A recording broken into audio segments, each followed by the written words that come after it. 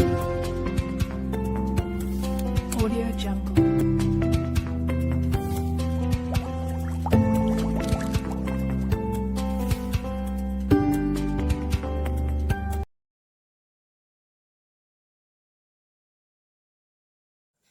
Good morning बच्चों, science study point Amethi में आपका स्वागत है।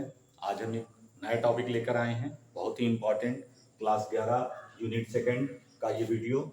इसमें हम आयन इलेक्ट्रॉन विधि द्वारा संतुलित करना सिखाएंगे कि कैसे समीकरण को आयन इलेक्ट्रॉन विधि द्वारा संतुलित किया जाता है। सर्वप्रथम ये समीकरण दिया गया है।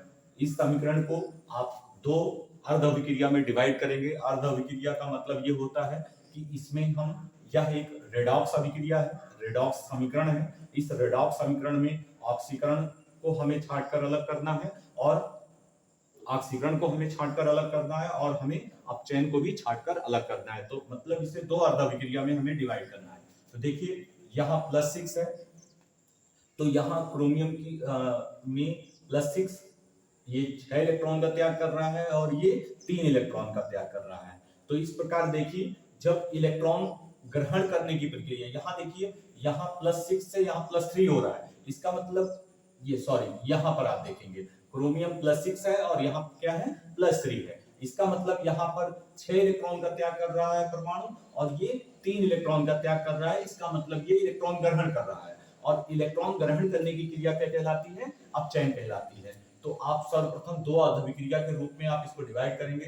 दो अर्ध अभिक्रिया के रूप में लिखने पर, अभिक्रिया के रूप में लिखने पर तो इसमें ऑक्सीकरण अपचयन हो रहा है। क्योंकि इलेक्ट्रॉन ग्रहण करने की क्रिया अपचयन कहलाती है, तो इसमें अपचयन हो रहा है। तो हम इसको लिख लेंगे Cr2O7 और यहाँ Cr क्रोमियम 3+। यहाँ हम लेंगे Fe2+ और यहाँ Fe3+। इसमें क्या हो रहा है, इसमें अपचयन की क्रिया हो रही है। और इसमें देखिए यहाँ 2+ है, यहाँ 3+ है। इसका मतलब यह इलेक्ट्रॉन का त्याग कर रहा है। तो जहां इलेक्ट्रॉन का त्याग किया जाएगा वहां पर ऑक्सीकरण क्रिया होती है। वहां पर कौन सी क्रिया होती है, ऑक्सीकरण। इस प्रकार से हम क्या करेंगे, दो अर्ध अभिक्रिया के रूप में इसको समीकरण को डिवाइड कर लेंगे। क्योंकि ये रेडॉक्स समीकरण है, तो इसमें अर्ध अभिक्रिया के रूप में लिखने के पश्चात हम क्या करेंगे, सर्वप्रथम दोनों परमाणुओं को बैलेंस करेंगे। तो यहाँ Cr क्रोमियम के 2 परमाणु है, यहाँ 1 परमाणु है, तो यहाँ हम 2 करेंगे और क्रोमियम के परमाणु बराबर हो चुके हैं, बैलेंस हो चुके हैं। नेक्स्ट देखिए, ऑक्सीजन के 7 परमाणु है, तो 7 परमाणु है, यहाँ ऑक्सीजन का कोई परमाणु नहीं है। तो ऑक्सीजन को, परमाणुओं को बैलेंस करने के लिए जल के अणु जोड़े जाते हैं। तो यहाँ 7 ऑक्सीजन है, तो आपको 7 जल के अणु या H2O जोड़ना होगा। तो H2O जोड़ने के पश्चात क्या होगा कि ऑक्सीजन परमाणु तो बैलेंस हो गए, लेकिन हाइड्रोजन की संख्या 14 हो चुकी है, 14 हो चुकी है। तो हाइड्रोजन को बैलेंस करने के लिए H+ आयन जोड़े जाते हैं। क्या, H+ आयन जोड़े जाते हैं। और वो भी कितने हाइड्रोजन है, 14 है, तो आप 14 H+ आप जोड़ेंगे। इस प्रकार से हाइड्रोजन भी बैलेंस हो चुका है, ऑक्सीजन भी बैलेंस हो चुका है और क्रोमियम भी बैलेंस हो चुका है। अब नेक्स्ट में देखिए, यहाँ Fe2 है, Fe है और यहाँ भी Fe है। Fe ऑलरेडी बैलेंस है, तो ये आपके परमाणु बैलेंस हो गए।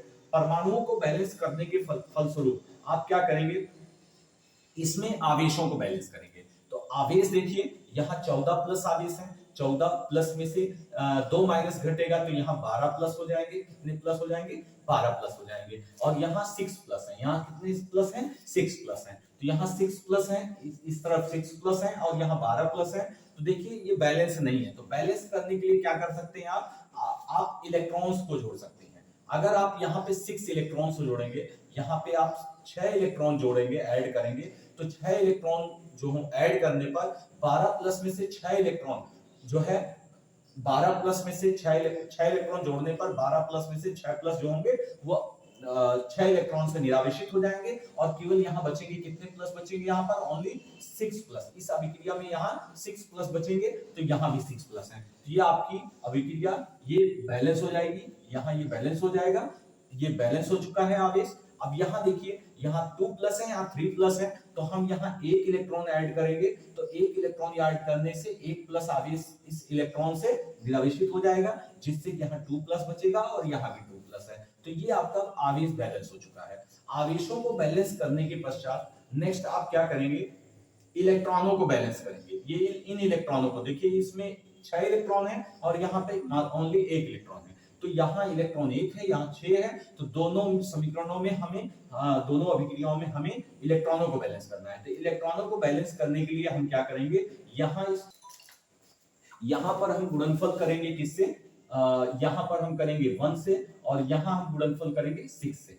1 से गुणनफल करने पर 6 electron plus Cr2O7 2 minus plus 14s plus, और यहाँ 6 से मल्टीप्लाई करेंगे तो 6Fe 2 प्लस, यहाँ हम 1 से करेंगे 2Cr3 प्लस, यहाँ 1 से करेंगे 7H2 और यहाँ 6 से करेंगे 6Fe3 प्लस और यहाँ 6 इलेक्ट्रॉन लीजिए, तो यहाँ भी 6 इलेक्ट्रॉन, यहाँ भी 6 इलेक्ट्रॉन। ये हमने 1 से इसको मल्टीप्लाई किया और यहाँ हमने इनको 6 से मल्टीप्लाई किया, ठीक है। ये हमारा समीकरण प्राप्त हुआ। यहाँ भी 6 इलेक्ट्रॉन, यहाँ भी, ये 6 इलेक्ट्रॉन कैंसिल हो जाएगा, शेष जो बचा है उसको आप लिख सकते हैं। यहाँ आपका Cr क्रोमियम O7 प्लस आपका 14H plus 6Fe2 plus 2Cr chromium 3 plus 7H2 और 6Fe3 प्लस। लीजिए, जो शेष आपका बचा है वही संतुलित रासायनिक समीकरण कहलाएगा।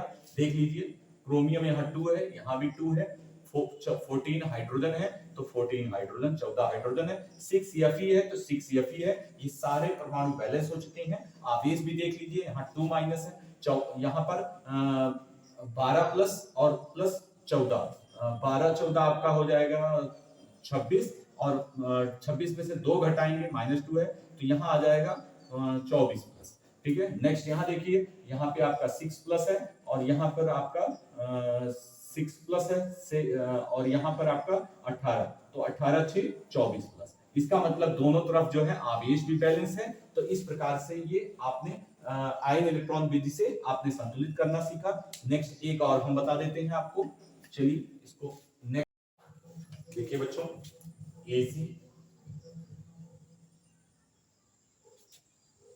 सर्वप्रथम इस समीकरण को 2 अर्ध अभिक्रियाओं में डिवाइड करेंगे। तो यहाँ 2 अर्ध अभिक्रियाओं में, 2 अर्ध अभिक्रियाओं में ये ऑक्सीकरण को अलग और अपचयन को अलग हमें लिखना है।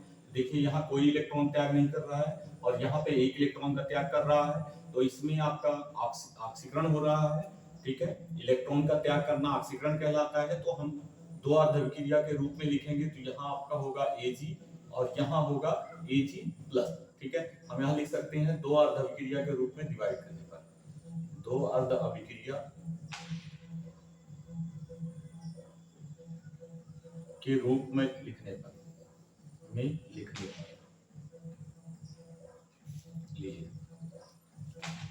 नेक्स्ट ये फर्स्ट अर्ध अभिक्रिया है जिसमें ऑक्सीकरण हो रहा है, नेक्स्ट अर्ध अभिक्रिया इसमें आपका +5 है और यहाँ पर आपका +2 है। तो यहाँ 5 इलेक्ट्रॉन का त्याग कर रहा है नाइट्रोजन, यहाँ पे +2 इलेक्ट्रॉन का त्याग कर रहा है। इसका मतलब यहाँ ग्रहण किया जा रहा है, तो ग्रहण कर रहा है तो इलेक्ट्रॉन ग्रहण करने की क्रिया क्या कहलाती है, अपचयन कहलाती है। तो यहाँ पे इसमें अपचयन की क्रिया हो रही है, NO3 माइनस, और यहाँ यहाँ अपचयन हो रहा है। इस अभिक्रिया में क्या हो रहा है, अपचयन हो रहा है।